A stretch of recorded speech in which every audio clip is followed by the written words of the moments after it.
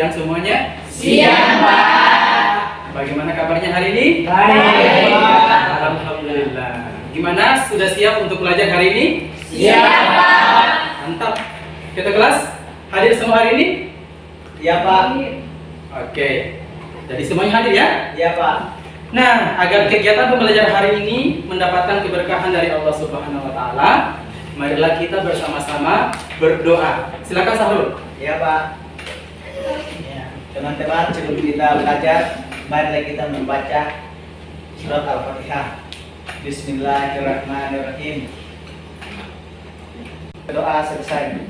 Amin. Terima kasih Sahrul. Ya, sama-sama, Pak. Jadi biar tambah semangat juga sambil menunjukkan rasa cinta tanah air, marilah sama-sama kita menyanyikan satu lagu nasional yang berjudul Sorak-sorak bergembira. Sorak bergembira, bergembira semua.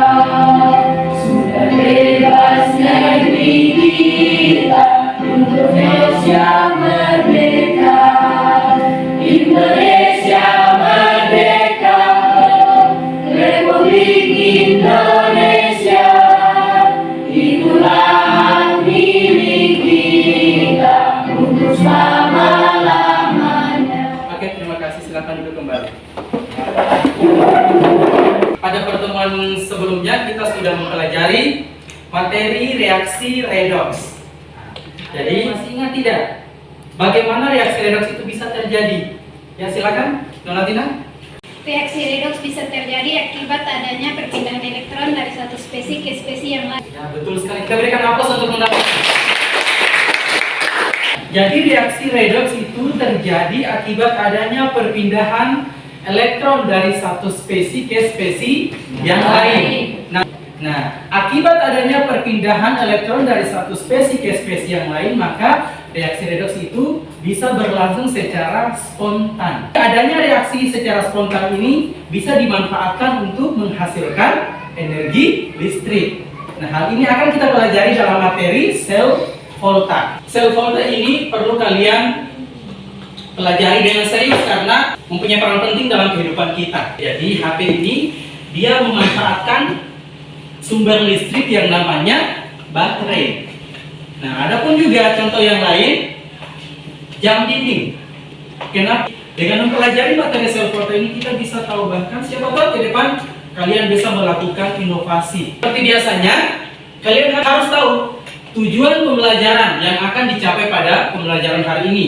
Yang pertama itu adalah peserta didik secara kritis mampu mengidentifikasi komponen penyusun sel volta serta fungsinya dari tiap-tiap komponen tersebut dengan benar setelah mempelajari literatur dan kegiatan diskusi.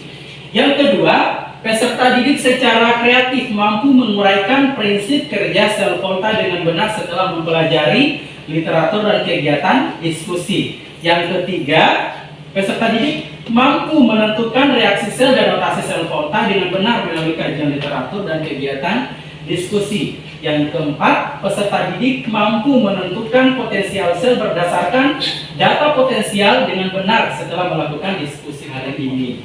Nah, lebih lanjut, perlu saya menginformasikan kegiatan yang akan kita lakukan hari ini. Kegiatannya adalah, yang pertama, kalian akan saya ajak untuk berdiskusi secara kelompok. Yang kedua, kalian akan melakukan presentasi. Jadi hasil diskusinya dipresentasikan oleh perwakilan dari masing-masing kelompok. Nah, seperti biasanya perlu saya menyampaikan bahwa selain penilaian pengetahuan keterampilan yang saya nilai, ada juga penilaian sikap yang terdiri dari kerjasama, keaktifan, tanggung jawab, dan disiplin. Olehnya itu diharapkan semuanya bisa kooperatif, bisa bekerja sama dalam kelompok. Langsung kita mulai. Silakan kalian amati video berikut.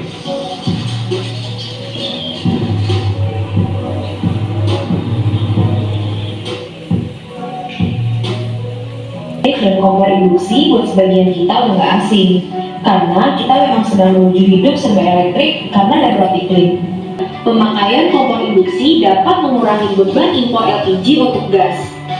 Selama ini sekedar science fiction movie, teknologi smart grid, perkembangan lithium ion baterai yang lebih murah dan tahan lama, serta hal-hal baru dari sistem pembangkit tenaga surya adalah beberapa capaian inovasi di era ini. Kita juga jadi bagian dari inovasi. Setelah mengamati tayangan video yang baru saja Anda saksikan, tentang apa? Membahas tentang listrik alternatif. Coba kalian berikan contoh listrik alternatif yang sering kalian jumpai dalam kehidupan sehari-hari. Tenaga surya. Ya, tenaga surya, betul sekali. Kita berikan aplaus untuk Fija. Itu merupakan sumber listrik alternatif yang bisa kita gunakan.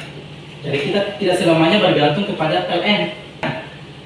Sekarang kalian membentuk kelompok sesuai dengan kelompok yang sudah dibagikan.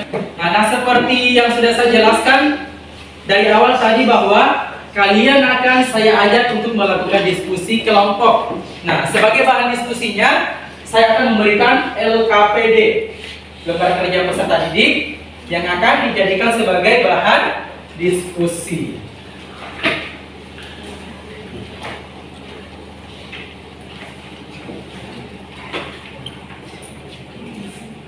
Sebelum menyelesaikan LKPD, terlebih dahulu dibaca dengan cermat petunjuk penggunaan LKPD. Di dalam LKPD halaman 2 itu sudah ada petunjuk ya.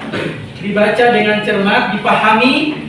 Nah, kemudian di halaman nomor 3 kalian baca juga wacana di situ. Ada gambar. Kalian baca, kalian amati gambarnya dan baca wacananya. Ada 3 pertanyaan ya. Nah, 3 pertanyaan itu yang harus kalian jawab melalui diskusi kelompok. Paham ya? Paham, Pak. Nah, saatnya masing-masing kelompok dapat berdiskusi untuk menyelesaikan LKPD. Maksimalkan penggunaan bahan ajar yang sudah dibagikan. Kemudian kalian juga memaksimalkan penggunaan buku paket bagi yang ada. Bisa juga memanfaatkan internet bagi yang punya kuota. Nah, waktu untuk berdiskusi itu selama 28 menit. Dimulai dari sekarang.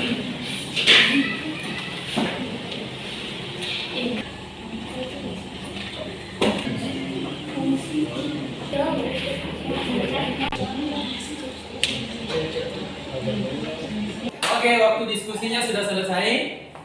Saatnya masing-masing kelompok dapat mempresentasikan hasil kerjanya masing-masing. Assalamualaikum warahmatullahi wabarakatuh. Waalaikumsalam warahmatullahi wabarakatuh. Perkenalkan, nama saya Sakti Ramadhani Kimawa. Saya perwakilan dari kelompok 2. Ingin mempresentasikan hasil kerja kelompok kami.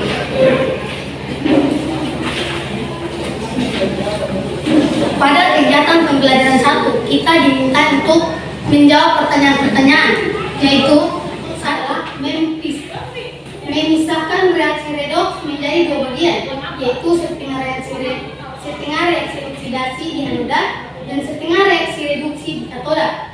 Anoda dan katoda dicelupkan dalam elektrolit dan dihubungkan dengan jembatan garam dan siklon keluar. 3. Pada soal yang sudah saya bacakan, maka kita disuruh untuk tentukan A.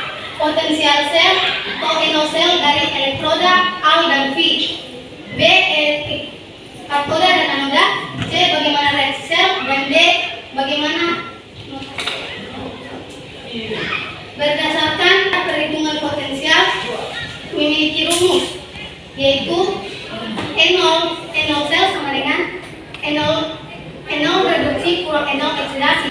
Nilai dari Fe 12 sama dengan 0,44 volt dan Al 13 sama dengan 1,66.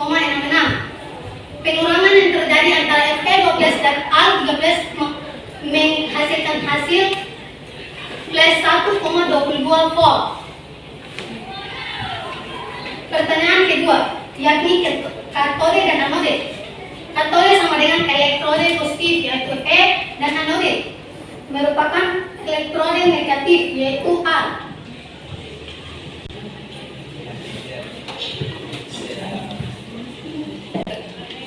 Al diberi garis sejajar menjadi Al 13 sejajar FE 12 menjadi FE.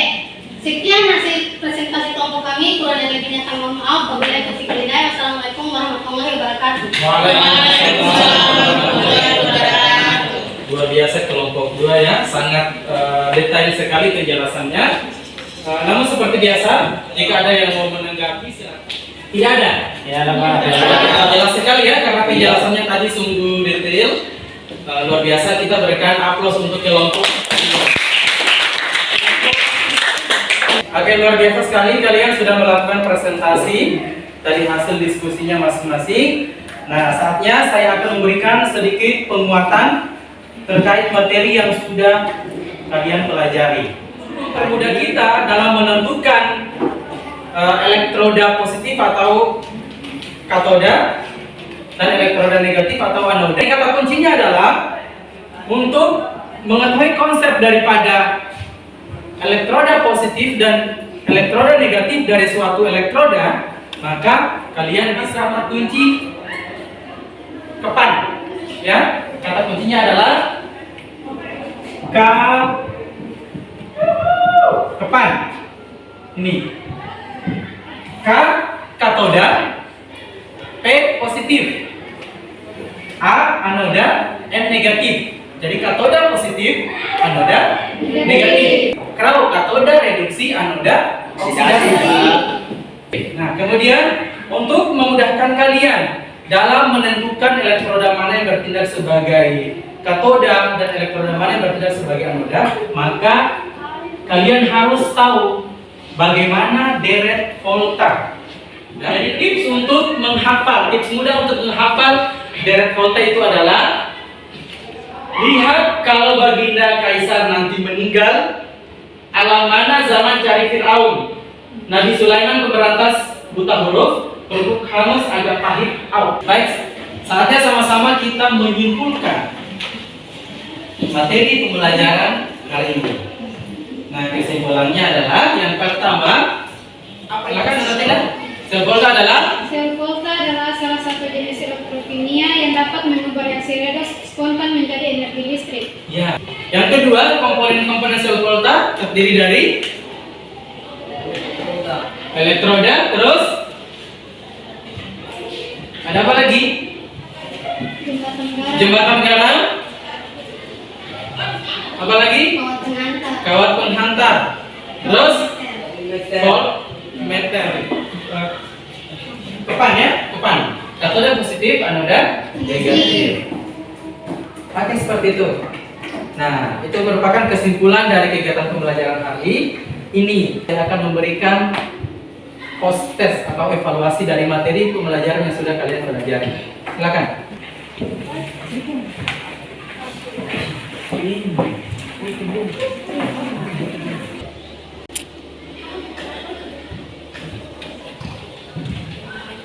Oke, jadi waktu pengerjaannya sudah selesai.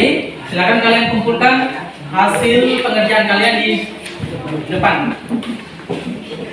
Baik. Nah, sekarang saya minta komentar kalian.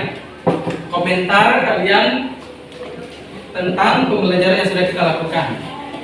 Kita menilai sama-sama kelebihan dan kekurangan dari pembelajaran hari ini. Siapa yang mau memberikan komentar? Terima kasih kepada Bapak yang telah memberikan saya sedikit kesempatan untuk menyampaikan sedikit komentar. Menurut pribadi saya sangat senang dengan belajar menggunakan teknologi. Karena menurut saya belajar menggunakan teknologi itu membuat saya mudah mengerti. Bagi pribadi saya mudah memahami apa yang diberikan atau disampaikan oleh guru. Dan komentarnya? Sependapat dengan Sahrul? Iya. Ya, oke. Jadi semuanya memberikan respon yang baik. Ada materi aplikasi atau penerapan sel volta dalam kehidupan sehari-hari. Nanti kita akan membuat project. Kita membuat rangkaian alat sel volta sederhana dengan menggunakan bahan-bahan alam. Ya, kita akan membuat listrik alternatif dari buah-buahan. Sebagai bentuk rasa syukur kita kepada Allah Subhanahu wa taala karena sudah memberikan kemudahan, sudah memberikan kesempatan, kesehatan sehingga proses pembelajaran kita ikuti dapat berjalan dengan lancar. Oleh karena itu, saya undang ketua kelas untuk memimpin teman-temannya dalam membacakan. Teman-teman, sebelum kita akhiri mata pelajaran kita, pertemuan kita hari ini, mari kita membaca doa.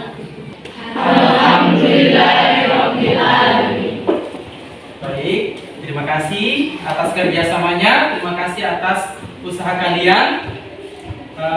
Saya akhiri pembelajaran hari ini dengan mengucapkan wassalamualaikum warahmatullahi wabarakatuh. Waalaikumsalam